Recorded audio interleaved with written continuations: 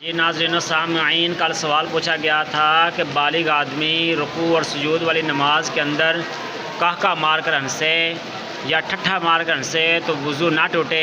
اس کا جواب یہ ہے کہ اگر وہ بندہ نماز کے اندر سو گیا اور سونے کی حالت میں اس نے قہقہ مارا یا ٹھٹھا مار کر ہنسا تو اس سے وضو اس کا نہیں ٹوٹے گا۔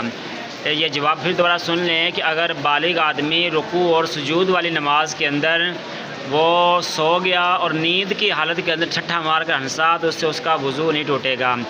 اب آج کا نیا اسلامی سوال وہ یہ ہے کہ نماز سے باہر یعنی دونوں طرف سلام پھیر دینے کے بعد ٹھٹھا مار کر ہنسا یا قہقہ مار کر ہنسا تو وضو ٹوٹ گیا، اس کی کیا صورت ہے؟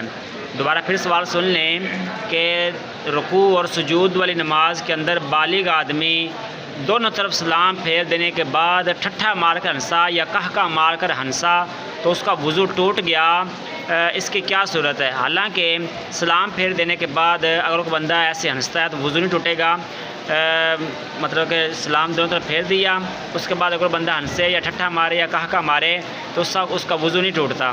تو لیکن ایک صورت ایسی ہے کہ اگر وہ ٹھٹھا مار کر ہنستا ہے دونوں طرف سلام پھیر دینے کے بعد تو اس کا وضو ٹوٹ جائے گا، اس کی کیا صورت ہے؟ اس کا جواب آپ نے کمنٹ سیکشن کے اندر دینا ہے اور اس ویڈیو کو لازمی شیئر کرنا ہے۔ والسلام۔